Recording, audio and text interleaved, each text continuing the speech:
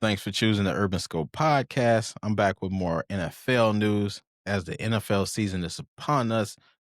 Um, Chris Jones for the Kansas City Chiefs stated that the Chiefs are the new age Patriots. Now, when he said the new age Patriots, he's referring to those championship teams that were with Tom Brady and Bill Belichick for all those years, owner Robert Kraft, that whole dynamic.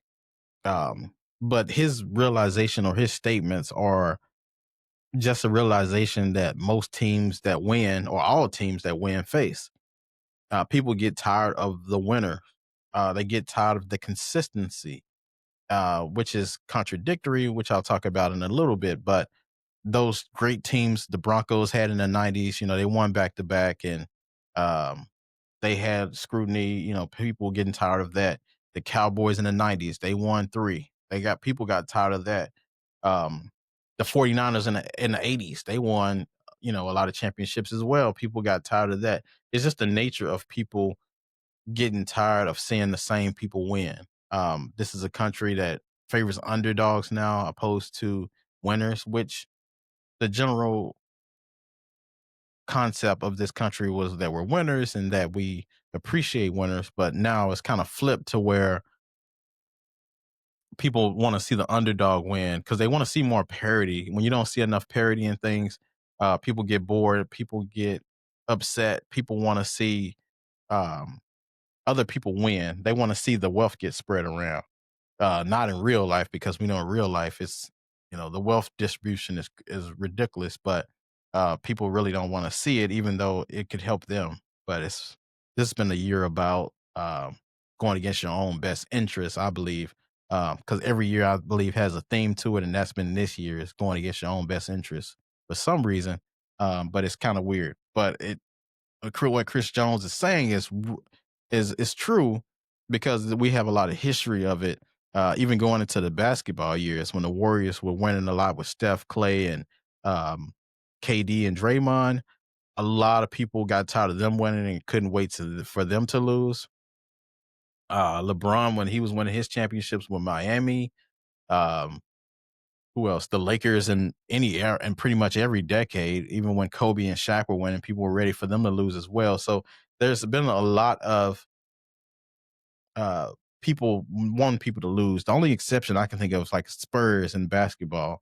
The Spurs were winning sporadically. They'll win 1 year here, and then they'll come back and win 3 or 4 years later. And then they would venture off that way. They wasn't winning back to backs. So they were the only exception I can think of. But in football terms, it happens all the time. Um, because when you win so much, people are going to come out with these conspiracy theories, which to some degree might be true in some aspects. And I'll talk about that here with the Chiefs specifically, because we know the price of winning at a high level and a consistent level is this scrutiny and the conspiracy theories that are spewed out from the fans. Even the average day Joe Blow fans or casual fans that watch, just to watch their team play and don't watch other games. But without the scrutiny, you are not great. So um, the Chiefs have a lot of controversies and scrutinies going out and aligning themselves with one of the biggest pop stars of this, the biggest pop star of this era, and Taylor Swift only contributed more to those conspiracy theories. Now you're asking what the conspiracy theories are is, how can a team that's linked to Taylor Swift lose? Taylor Swift never loses. So anything she's affiliated with never loses. So how can the Chiefs lose? So a lot of fans thinking that Taylor Swift has a lot to do with the Chiefs' success, even though they were winning before her. But now it seems like every narrow game, every narrow call goes their way, which, there's a lot of film and a lot of examples to prove that every narrow game, they're pretty much winning those. But they do have great quarterback play and they have camaraderie and they have a great coach in Andy Reid. But nevertheless, a lot of these things look a little suspicious under the light, or as people say, look funny under the light, so to speak. But the team also hasn't done themselves any favors with the controversies that they had, with people not siding with them or people questioning their moves because the Tyreek Hill and Kareem Hunt issues that they've had legally with the domestic violence, the Mahomes family distractions with the brother Jackson Mahomes, or whether it be the father or the mother's political affiliations, those contributed as well into the hate of the Chiefs. And then the questionable calls from the Chiefs, I mean, from the referees in the NFL too, has been scrutiny from people in the media and people just in social media as well. Um, Especially with the recent Super Bowl against the Eagles, that first pass interference call, it looked very gloomy and people were in uproar.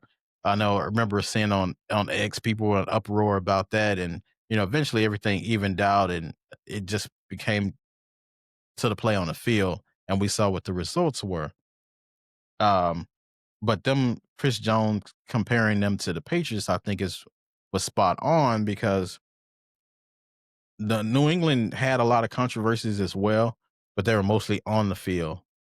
So when you think about Spygate, Deflategate, the Tuck Rule, which people say sparked their whole dynasty from um, that game against the Oakland Raiders back then that they had, the Aaron Hernandez issue that was off the field. That's like really the only off the field issue that they had. Then of course you had Bill Belichick, who was seen as this scoundrel, seen as this guy who didn't talk to the media. He was very Greg Popovich-esque.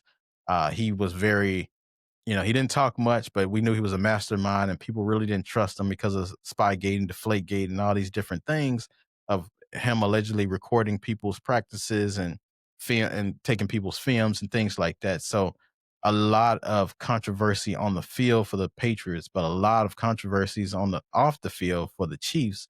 But as far as success, the Patriots went to 8 Super Bowls and won 6. So the Chiefs have still a ways to go.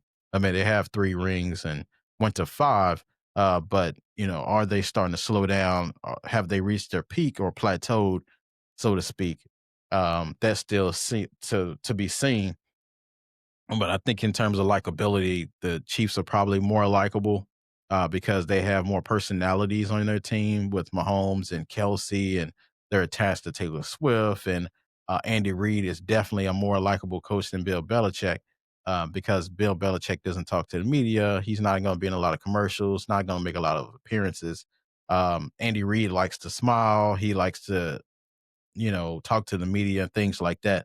So the Chiefs are definitely more likable. But as far as Chris Jones's comments about Chiefs being a new age Patriots, I think he definitely hit the nail on the head with that one because they do receive some of the same hate that the Patriots have for different reasons, of course, but they still receive the same hate. So tell me what your thoughts about Chris Jones saying the Chiefs are the new age Patriots. And until next time, I'll see you next time.